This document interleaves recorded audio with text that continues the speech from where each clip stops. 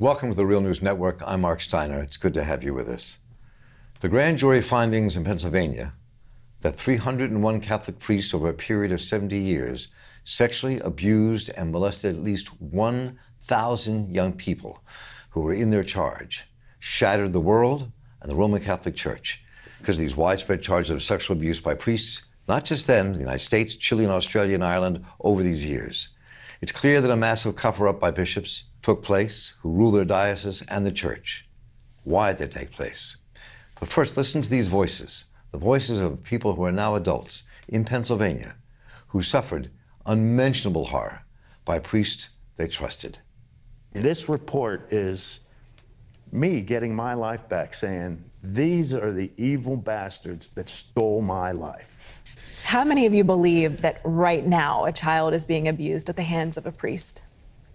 My statutes of limitation ended for my abuse, but to me, they're re-abusing me right now. I want the right to stand in court and face my abuser. And say?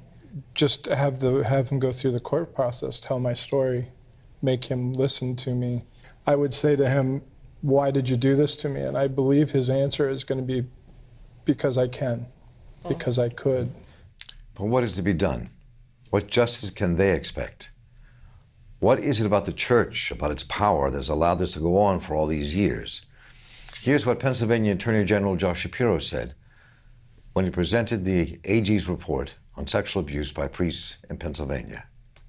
The grand jury subpoenaed and reviewed 500,000 pages of documents, internal church documents, and official records. The abuse scarred every diocese. The cover-up was sophisticated. And all the while, church leadership kept records of the abuse and the cover-up. These documents, from the diocese's own secret archives, formed the backbone of this investigation, corroborating accounts of victims and illustrating the organized cover-up by senior church officials that stretched, in some cases, all the way to the Vatican. We are joined today by one of the world's leading spiritual voices and thinkers, Matthew Fox, who was at one time a member of the Dominican order within the Roman Catholic Church before he was expelled himself, and he became a member of the Episcopal Church, and now is one of our leading scholars, thinkers, and activists in the world of spirituality in our country. And Matthew Fox, welcome. Good to have you with us. It's good to be with you. I wish the topic was more positive. Me too. I wish our topic was more joyous and in depth about the spiritual life that we live and who we are. But this is a horrendous piece that has been thrown at us once again. I just want to hit it from the top, if I might, with you, as difficult as it is. What is it, about the church that allows these cover-ups, that this actually happened, 300 priests over 70 years, and of course we don't even know how much this is still pervasive inside the church, whether we're talking about Berkeley, California, or Lagos, Nigeria, or wherever that might be. So what, can you describe and kind of analyze what that means, why that is? Well, of course, it is appalling, just as you say, and it's scary. This is only part of the state of Pennsylvania, and there are a lot of other states. And, when this kind of information came out in Ireland a few years ago, right, it just totally crashed the Catholic Church in Ireland. The Catholic Church went from like 90% participation to down to like 10 or 15%. Your question, of course, unpacks the many layers of problems here. There's an ideology around sexuality that has hung around since St. Augustine in the 4th century in the Catholic Church, that while there have been efforts to replace it and to displace it, it still hangs around and essentially is telling us that our sexuality is a negative thing, so we should just sit on it or have a very narrow view of how it is to be employed. So, of course, we're contemporary psychology in the 20th century, beginning with Freud, but expanding well beyond that is, of course, a healing, if this could be integrated into the spirituality and theology of the church, but there's been so much resistance about that. There's patriarchy, there's the power of men. It's a men's club. When women are exiled, from decision making, from any read of power and decision making in the church, you set yourself up. That's a big part of it. Pope Francis, in the letter just released, trying to apologize for this, talks about the sin of clericalism.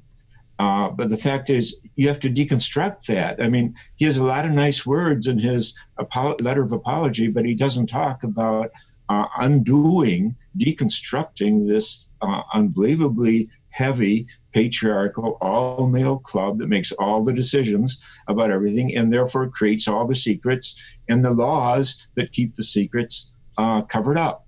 And I mean, one of the most appalling statements that you just shared with us is from the Attorney General, saying that they had these secrets in vaults. And of course, it took the civil Attorney General to break through and finally unpack all this evidence that is there.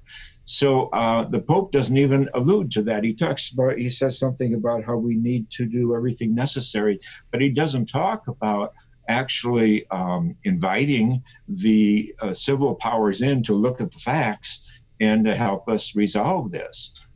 So there are just so many layers here of perversion. Now, it is true, of course, that maybe 6% of the Catholic priesthood is pedophile like this, and there are 94% of other priests who are very good and generous and all the rest. But it bad apples to sour the what can I say, the value and the ideology that there's something good going on here. It's a scary thing. I've had parents tell me that they don't want their children to be in a church where this is so possible. And so it's, this could be a real moment of truth for the Catholic Church. It's very unsettling, but at the same time, like anything that's disturbing, it's a more breakthrough and for awakening. And I'm kind of disturbed, actually, in the Pope's letter that he goes on and on about penance and fasting. He doesn't say anything about lawyers, getting lawyers involved and attorney generals and all the rest. I mean, it's rather, he goes into this mode of kind of airy-fairy spiritualized language that doesn't get down to the roots of things. So one of the things some of the popular wisdom here is, you hear all the time, if they would only let priests marry, this wouldn't happen. That may be a part of it, but what you're describing here is something much deeper than just the question of whether priests should be allowed to be married. Right?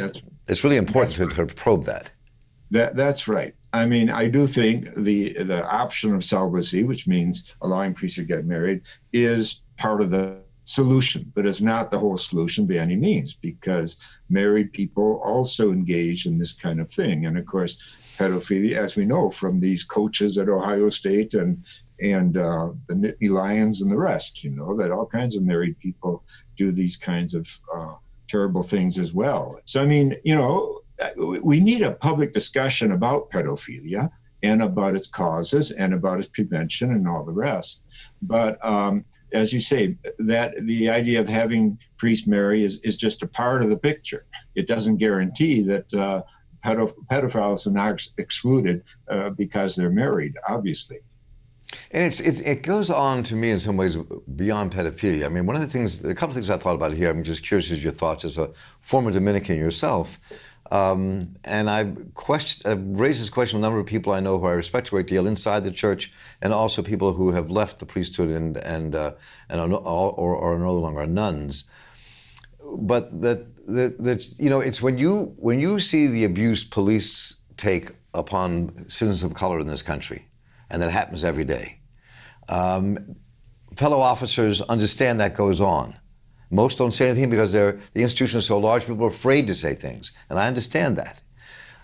Is it the same in the church? I mean, how can this go on and people not know it, not see it? And even from the highest parts of the church, from the bishops themselves who run the diocese and also run the church, to cover it up is just so absolutely illegal and immoral. Both those things, those polls. I mean, what are your thoughts on those?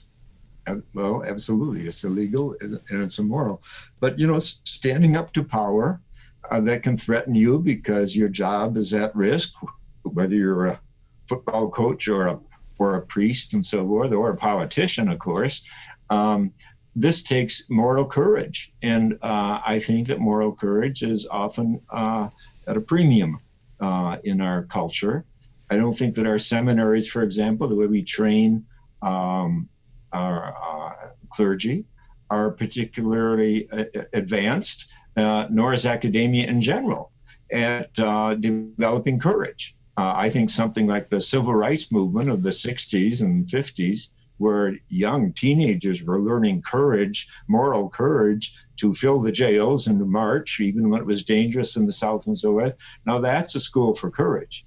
But where do we really teach courage any place in our culture? We have a few individuals whom we admire, but the point is we should be teaching courage, moral courage, in our educational systems, of course, our professional schools. It's a question of kind of what is education about and how do we go about it? And if you leave the heart out, the courage is from a French word, a big heart. If you leave the heart out of education, which we do, we stuff it all into our left brain. Right. Well, you're not going to be turning out courageous lawyers or politicians or business people or clergy or teachers. But again, where is courage on our radar? And just very quickly before you have to run, I'm curious about your thoughts on what the church should do at this moment. I mean, I heard a priest this morning on the radio talk about that maybe the church shouldn't be sued, but the church has set aside money so people can get recompense for what happened to them from some other authority, but with the church's money. That's one idea, clearly. But the Pope and the people who run the church could be doing a great deal more in terms of talking with people who have been abused and really using this as a time to really change things, bringing them in. I mean, what should be the response here? I mean, we're talking about people, the things I read in this report from the AG's office were just, I mean, they were horrendous in terms of what they did to some of these children. Yeah, appalling. Well, the Pope's letter, at least talks about apologizing and so forth, and that's important. But I think we need grieving practices. I've worked on grieving practices for the last 15 or 20 years because I realize that our culture has a lot to grieve about, the ecological crisis and so much else, and of course these kinds of things. So I think we should be doing grieving ceremonies together. And there are ways to do this. The indigenous people have ceremonies, and I've developed them over the years, and they're very powerful and they work. Because if you don't let the grieving out, it will fester inside, and it becomes, it turns inside, and then you go into drugs or alcohol to try to numb it somewhat, etc. So I think grieving is a very important part of this.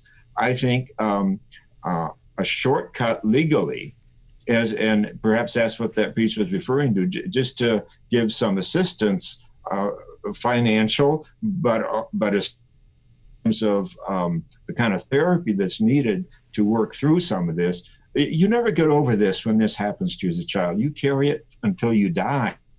But there are ways to mitigate the results of it somewhat. And so good therapy and so forth, and group therapy around this kind of thing is part of the process of healing. And of course, the reconciliation with God, who is much greater than our institutions, to realize the difference between the church and the reign of God is a very important thing. The church is very, very fallible and very, very poisoned, but the experience of the available even to those who have been profoundly wounded and so forth. I'm sorry, go ahead, Matthew, I'm sorry. No, go ahead. I'm just going to say I'm always so shocked by the contradictions here. I mean, over the years, from being a young civil rights worker to now, I spent a lot of time with people who were activists who came out of the Catholic Church. And I always found the people coming out of the Catholic Church who were in the movement to be some of their view on life and existence was very broad. And they lived a consistent, beautiful life. But there's a contradiction between how they interpret what it meant to be a Catholic to what is happening inside the church hierarchy. That contradiction is huge. This seems like this is so explosive. It could set up some major contradictions that could determine the future of the church. Well, absolutely. In my book, The Pope's War, which I wrote great book, years ago. Yeah, I lay that out. There are these wonderful movements like liberation theology and base communities. And a student of mine, Sister Dorothy Stang, she was assassinated, martyred, because she was supporting the peasants and the Amazon forest and the rainforest Indians there. Even Thomas Merton, the Catholic monk, it's now proven that he was martyred by the CIA, actually, in 1968 for standing up against the Vietnam War. So it is so true. There is so much beauty and power, positive power in the Catholic tradition. But here we have a cabal who are, of course, poisoning the thing. And as I pointed out in my book, The Pope's War, for 34 years, there were these two popes who shut people up, who shut theologians up. I was one of 108 who were silenced under Pope Benedict XVI. And when you shut up the theologians, it's their job to help think the church through. Well, then it's like Donald Trump trying to shut up his naysayers and so forth. It's the same thing going on. It's about control, control, control. The idolatry of control. And when you get that, you're going to have a lot of festering perversion of all kinds, including poisoning the idea of what the faith is about, as if it's about obedience and just getting in line. And as I laid bare in that book, this Father Maciel was one of the greatest pedophiles of all time. He was like this with Pope John Paul, who would take him on his plane with him. That he was raising lots and lots of money. Meanwhile, using kinds of seminarians in his organization. So it's part, as you said at the beginning, it's part of a much bigger picture. And in many ways, the whole thing has to die for it to start over. And it's got to return to the teachings of Jesus and those who have really tried to live them out. And we have these great souls through the centuries, and in our own lifetime, you've experienced them. Archbishop Romero, who's going to be canonized one of these days, I guess, there's a martyr for peace and so forth.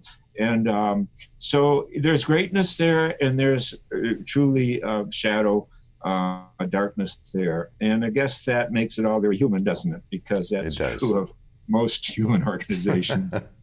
It does. And Matthew Fox, I deeply appreciate the work you do for us all and what you've done in the past, what you're doing now. And thank you so much for joining us here on The Real News today. It's been a pleasure to talk with you. The truth must come out. Take care. You bet. And thank you all for watching. I'm Mark Steiner for The Real News Network. Take care.